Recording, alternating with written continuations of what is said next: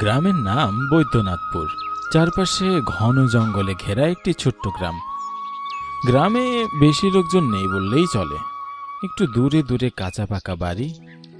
গ্রামের উত্তরের দিকটায় বেশ ঘন জঙ্গল। সচরাচর সেখানে কেউ যায় না, তবে বলা হয় গ্রামের লোকজনকে বলতে শোনা যায় এই জঙ্গলে কিছু রহস্য লুকিয়ে আছে। প্রতি বছর ফাল্গুন মাসে এই গ্রামের বটগাছতলায় বিশাল এক ভোজনের ব্যবস্থা করা হয়। এই ভোজনে গ্রামের ছোট বড় কেউই বাদ যায় না বললেই চলে। বড় বটগাছটা গ্রামের মধ্যমণি হয়ে আছে, তাই প্রতি বছর এই গাছের নিচেই রাতের বেলা ভোজনের আয়োজন করা হয়। গ্রামের কেউ বড় হাঁড়িতে রান্না করা নিয়ে ব্যস্ত, কেউ আবার বিড়ি হাতে গল্পতে আড্ডায় ব্যস্ত। বেশ জমজমাট আয়োজন পুরো গ্রাম জুড়ে। এমন সময় হালকা মৃদু হাওয়া যেন দোলা দিতে লাগলো, কিন্তু এটা যে প্রবল ঝড়ের রূপ নিবে সেটা কেউ বুঝতে পারল না। হঠাৎ দমকা হাওয়া থেকে প্রবল ঝড় বৃষ্টি শুরু হলো। কেউ পাশের ঘরের চালার নিচে গিয়ে আশ্রয় নিল, কেউ বটগাছটার নিচে গিয়ে নিজেদের আশ্রয় খুঁজল। অন্ধকার ছেয়ে গেছে চারপাশটায়। ঘরের চালার নিচে অংশু আর ওম দাঁড়িয়ে আছে।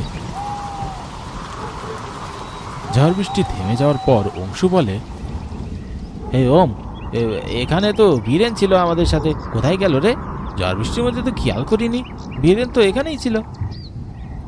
না রে, হয়তো ও দিকটায় গিয়ে দাঁড়িয়েছে, চল গিয়ে দেখি বটগাছের নিচে। তারা সেখান থেকে বটগাছের কাছে গিয়ে দেখে সেখানে শুধু গ্রামের কজন বয়োজ্যেষ্ঠ লোক বিড়ি নিয়ে দাঁড়িয়ে আছে। অবিনাশ, বিধান আর গুনিন কাকা। বৈদ্যনাথপুরের সকল সমস্যার সমাধান করে থাকে গুনিন কাকা। তাদের কারো বয়স 60-এর নিচে হবে না। গুনিন কাকার কথা সবাই মেনে চলে এখানে। ওম আর অংশুকে আসা দেখে গুনিন বলে উঠল, রে, তোরা হন্তদন্ত হয়ে এখানে আসলি যে? আজকের এই ভজন হবে না রে, সবাই বাড়ি গেছে, তোরাও চলে যা। দেখছিস না কেমন উলট পালট হয়ে যাচ্ছে? আমরা এই জন্য এখানে আসিনি কাকা, বীরেন আমাদের সাথে ওই খড়ের চালার ওপাশটাতে ছিল, কিন্তু এখন দেখছি না।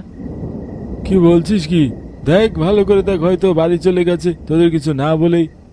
না গো কাকা, অংশ ঠিকই বলছে। এই ঝড় বৃষ্টির মধ্যে আমরা একসাথে খড়ের চালার নিচে গিয়ে দাঁড়িয়েছিলাম, কিন্তু এখন দেখছি না। ছেলে দুটোর কথা শুনে গুনিনের কপালে যেন ভাঁজ পড়ে গেল। অবিনাশ আর বিধানের দিকে তাকিয়ে যেন গুনিন কাকা কিছু বলতে চাইলেন, তার যে কিছু মনে পড়ে গেল তা অবিনাশ আর বিধান স্পষ্ট বুঝতে পেরেছে। বিধান বলে উঠল, হ্যালো বন্ধুরা, আপনি কি বোর হচ্ছে, কিছু মজা করতে চান? তাহলে আজ আমি ওয়ান এক্সপেড নামে একটি অ্যাপ সম্পর্কে কথা বলতে চাই, যেটি সবচেয়ে বিশ্বস্ত বুকমেকার। এখানে মজা করার পাশাপাশি রয়েছে পুরস্কার জেতার সম্ভাবনা। এখানে সমস্ত লাইভ ম্যাচের ফলাফল এবং ম্যাচটি লাইভ দেখতে পারবেন। আপনি স্কোরের ভবিষ্যৎবাণী করে বাজি ধরতে পারেন, যেমন কোন দল জিতবে, কত রান করবে ইত্যাদি। এবং BMW গাড়ি, আইফোন, ল্যাপটপ আরও অনেক কিছু পুরস্কার জেতার সুযোগ রয়েছে। আর হ্যাঁ, বিখ্যাত PSG ও সিরিয়ায় এখানে স্পন্সার, তাই অবিশ্বাসের কোনো কথাই আসে না। এখানে ক্লাশ ও নতুন চিকেন রোড গেম সহ আরও বিভিন্ন ধরনের গেম রয়েছে, যেগুলো খেললেই রয়েছে সহজেই টাকা জেতার সম্ভাবনা।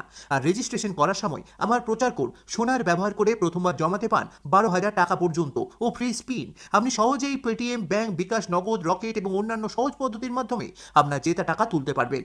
আমি অনেক দিন ধরে এটি ব্যবহার করছি, আপনিও এটি ব্যবহার করতে পারেন। তাহলে আর দেরি কিসের? পিন কমেন্টের লিঙ্ক থেকে অথবা গুগলে 1xbet সার্চ করে আমার দেওয়া প্রোমো কোড সোনার ব্যবহার করে রেজিস্ট্রেশন করুন। উত্তর জঙ্গলে আগে দেখা দরকার আমাদের, এই ঝড় আমাদের কিছু মনে করিয়ে দিতে চাইছে। বিধান কাকা ভাঁজ কপালে কথাগুলো বললেন, আর এক মুহূর্ত দেরি না করে তারা 5 জন সেই জঙ্গলের উদ্দেশ্যে রওনা হলো। অন্ধকারে কিছুই দেখা যাচ্ছে না, মাঝে মাঝে পাখিদের ডানা ঝাপটানোর আওয়াজ আর শিয়ালের ডাক শোনা যাচ্ছে। ঘন জঙ্গলের মাঝ রাস্তায় গুনিন হঠাৎ হোঁচট খেয়ে দাঁড়িয়ে গেল। তার সাথে সবাই দাঁড়িয়ে গেল। গুনিন পায়ের দিকে তাকিয়ে দেখতে পেল একটা মানুষের নিথর দেহ পড়ে আছে। এটা কি? আমি যা ভেবেছিলাম তাই। এত বছর পর কি তবে আবার রাতের ভোজন আমাদের কাল রাত্রি হলো? ভয়ে আপন মনে কথাগুলো বলে যাচ্ছিল গুনিন কাকা। সবাই সেই নিথর দেহটার সামনে বসে ভালো করে তাকিয়ে দেখলো এটা আর কেউ নয়, এটা যে বীরেন।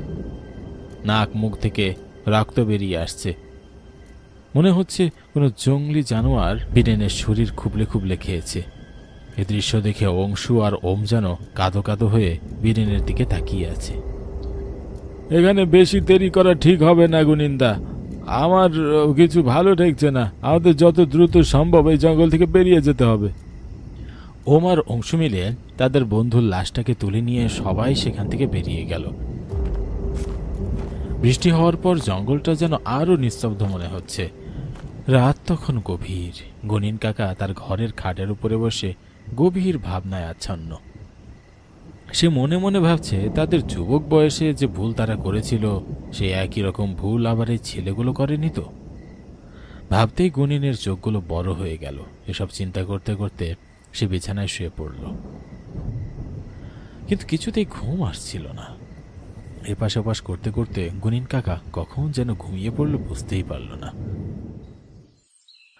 পরদিন সকালে গনিন কাকার ঘুম ভাঙল বিধান কাকার ডাকে। ও গনিন্দা, তোমার ঘুম ভাঙেনি?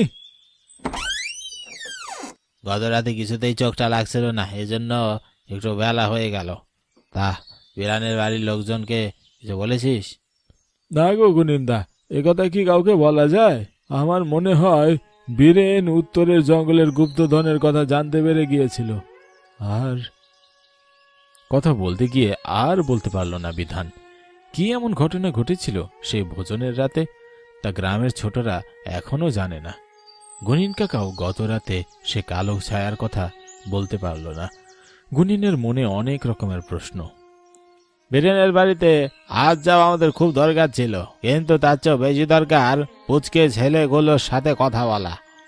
দাদা, আমি ডেকে বেড়াচ্ছি ছেলে দুটোকে। বিধান গুনিনের বাড়ি থেকে বেরিয়ে গেল আর গুনিন ভোজনের রাতের সেই বটগাছের নিচে গিয়ে বসে পড়ল। বটগাছটার চারপাশে বসার ভালো জায়গা আছে, যাতে গ্রামের লোকজন এখানে আরাম করতে পারে। এখান থেকে জঙ্গল খুব বেশি দূরে নয়। গুনিন কাকার চোখে মুখে ভয়ের ছাপ এখনো রয়ে গেছে। সেখানেই অংশু, ওম সাথে বিধান কাকাও এসে গুনিন কাকার সাথে বসেছে। এই বীরেন, আমাকে ভালো করে বলতো, তোরা উত্তরের ওই জঙ্গলে কি করতে গেছিলি? কাকা, আমাদের কোনো দোষ নেই, দয়া করে আপনি আমাদের শাস্তি দেবেন না। আমরা বারবার বীরেনকে না করেছিলাম, কিন্তু শুনিনি কথা। কাকা, সেদিন যা হয়েছিল আমি বলছি, তবে আমাদের দয়া করে কোনো শাস্তি দেবেন না। সেদিন আমরা বীরেনের বাবার মুখে জানতে পেরেছিলাম বহুকাল ধরে উত্তরের জঙ্গলে গুপ্তধন লুকানো আছে, কিন্তু সেই গুপ্তধন পাহারাতে এক কালো ছায়া।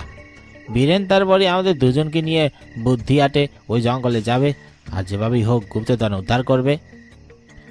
তারা তিন বন্ধু জঙ্গলের পথে হাঁটছে। দিনের বেলা হলেও ঘন জঙ্গলকে রাতের মতো মনে হচ্ছে। এই জঙ্গলে মাঝে মাঝে পাতার ফাঁকে আলো উকি দেয়, কোনো জায়গায় সূর্যের আলো অব্দি পৌঁছায় না। পাখিদের কিচিরমিচির আওয়াজ ছাড়া কিছুই শোনা যায় না। অংশ আর ওম দুজনেই খুব ভীতু স্বভাবের। তারা খুব ভয়ে ভয়ে জঙ্গলের পথে হাঁটছে, কিন্তু বীরেন কোনো তোয়াক্কা না করেই জঙ্গলের পথ অতিক্রম করছে, যেন সে কোনো নেশায় পড়েছে। তারা হঠাৎ থমকে দাঁড়িয়ে গেল গভীর জঙ্গলে প্রবেশ করার পর। কিছু একটার আওয়াজ শুনে যেন কেউ পাতার শব্দকে উপেক্ষা করেই এগিয়ে আসছে। তারা তিনজনই অবাক হয়ে দাঁড়িয়ে আছে। এই জঙ্গলেতেও কেউ আসে না, তবে কে দৌড়াচ্ছে? কিছুক্ষণ বাদে সে আওয়াজ যেন নীরব হয়ে গেল। এবার অংশু ভয় পেয়ে বলে উঠল, হে বীরেন, চল চল না ভাই, চলে যায় এখান থেকে। কাকা বাবু শুধু গল্প করেছে, আসলে বাস্তবে কিছুই হয় না। আর হলেও তুই জানিস তো এই জঙ্গলে কেউ আসে না। চল, ওই ছায়া যদি সত্যিই থাকে। বীরেন এক ধমক দিয়ে অংশুকে থামিয়ে দিল। তারা সেখান থেকে আবার সামনের দিকে এগোতে লাগলো। বীরেন একটা আলোকময় জায়গা দেখতে পেল, যেন সেখানে কিছু ঝলমল করছে। এমন কিছু দেখে ওম অবাক হয়ে সেদিকেই তাকিয়ে রইল। পুরো জঙ্গলে এমন আলো নেই, আবার পুরো জঙ্গলটা জুড়ে পাতা ছড়ানো, কিন্তু এই জায়গাটা এমন পরিষ্কার কে করলো? ওমের কথা শুনে সবাই হতবাক। আশেপাশে কোথাও তো কোনো পাতা নেই, আবার জায়গাটাও অনেক আলো জ্বলছে। বীরেন আর দেরি না করে সেই জায়গার কাছে গেল। মাটিতে বসে মাটিগুলো সরাতেই দেখতে পেল একটা বাক্স। সেখান থেকেই আলোটা বের হচ্ছে। বীরেন বাক্সটাতে হাত দিতেই সেখান থেকে কালো ছায়া বের হয়ে আসলো। ভয়ঙ্কর কণ্ঠে বলে উঠল, তোদের এত বড় সাহস, তুই আবার রাখা সম্পদের উপর হাত দিয়েছিস? কালো ছায়াটা অনেক বড় আর বিদঘুটে হাসির শব্দে যেন আকাশ ফেটে পড়ল। কালো ছায়াটাকে দেখে তিনজনের প্রাণ যেন যায় যায় অবস্থা। তাদের আর বুঝতে বাকি রইল না আসলে জঙ্গলের দৌড়ের শব্দ আসলে কিসের ছিল। বীরেন উঠে দাঁড়িয়ে পিছনের দিকে পা বাড়ালো, তারপর সেখান থেকে দম বন্ধ করে তারা দৌড়াতে শুরু করলো। কালো ছায়াটা তাদের পিছু নিয়েছে, তারা প্রাণপণে দৌড়াচ্ছে।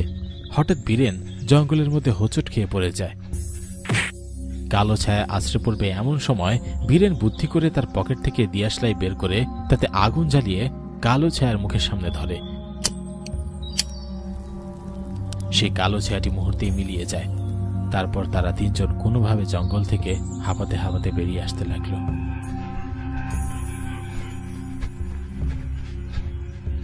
কাকা, তখন বীরেন বেঁচে গিয়েছিল, কিন্তু আমরা বুঝতে পারিনি আসলে ভোজনের রাতেই তাকে এভাবে জীবন দিতে হবে। আমরা অনেক বড় ভুল করেছি সেদিন জঙ্গলে গিয়ে। ওই কালো ছায়াটা যার উপর পরে সে আর কখনো বেঁচে পেতে পারে না। সেদিন বীরেন অনেক বড় লোভ করেছিল, তাই ওকে শাস্তি পেতে হয়েছে। আর অন্ধকারে কালো ছায়া বীরেনকে জঙ্গলের মাঝে নিয়ে গিয়েছিল, তারপর সেখান থেকে মেরে ফেলেছে। তবে এখনো সে কালো ছায়া যায়নি। ও মার অংশকেও মারার জন্য ওরা ঘুরে বেড়াচ্ছে। আমি সে কালো ছায়াটাকে গত রাতেও দেখেছি। গুনিন কাকার কথা শুনে সবাই চুপ হয়ে গেছে, তারা আর কোনো কথা বলতে পারল না। গুনিন কাকা তাদের সাথে ঘটে যাওয়া সেই 30 বছর আগের ঘটনা বলতে লাগলো। তোদের মতো যুবক বয়সে ভোজনের জন্যই কাঠ নিতে গিয়েছিলাম জঙ্গলের সেই গভীরে। আমার সাথে সেদিন বিধান, অবিনাশ আর আমার এক বন্ধু প্রবীরও ছিল। আমরা জঙ্গলের ভিতরে প্রবেশ করেছিলাম তোদের মতোই দিনের বেলাতেই। কালো ছায়া কিংবা গুপ্তধন সম্পর্কে আমরা কিছুই জানতাম না, তবে প্রবীর তার ঠাকুরদার কাছ থেকে এই জঙ্গলের সম্পর্কে অনেক কিছুই জেনেছিল। আমরা খুব ভুল করেছিলাম সেদিন ওখানে প্রবেশ করে। প্রবীর তার ঠাকুরদার কথাগুলো মনে করে সে আলোকিত জায়গায় পৌঁছায়, আর ভয়ঙ্কর কালো ছায়া প্রবীরকে আমাদের সামনেই সেখানেই গ্রাস করে ফেলে।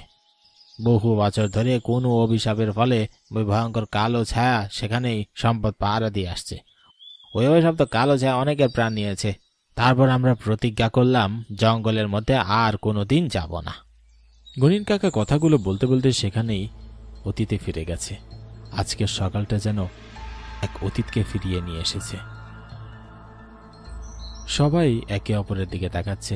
অবিনাশ কাকা কিছু বলছে না, কারণ সেও এই ঘটনার প্রত্যক্ষদর্শী। তবে বীরেনের মৃত্যু যেন সবাইকে নাড়িয়ে দিয়েছে। এভাবে আর কতদিন? বীরেনের সৎকার করার জন্য শ্মশানে নিয়ে যাওয়া হয়েছে, তুমি যাবে না? না, আমি যাব না। এই গ্রামের ভোজনের রাতের অভিশাপ শেষ করার জন্য ওই জঙ্গলে আমার যেতে হবে। গুনির কাকার কথাগুলো শুনে অবিনাশ থমকে দাঁড়িয়ে গেল, তার পা যেন আর নড়ছে না। তোমরা এসব কি বলছো গো? আমরা কেউই বাঁচবো না ওখানে গেলে। সে কালো মূর্তি আমাদের কাউকে ছাড়বে না। রাত তখন গভীর। গুনিন আর তার সহচর অবিনাশ আর বীরেন, অন্যদিকে অংশু আর ওম, তাদের দুজনের হাতে মশাল।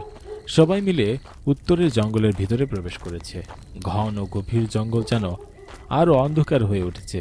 মনে হচ্ছে মশালের আলো যেন কিছুই নয় এই অন্ধকারের কাছে। তাদের হাঁটার আওয়াজ যেন জঙ্গলের পাখিদের ঘুম ভাঙিয়ে দিয়েছে। সেই জায়গাটা যেখানে ভয়ঙ্কর ছায়ার বাস, সেটা আলোকময় হয়ে উঠেছে।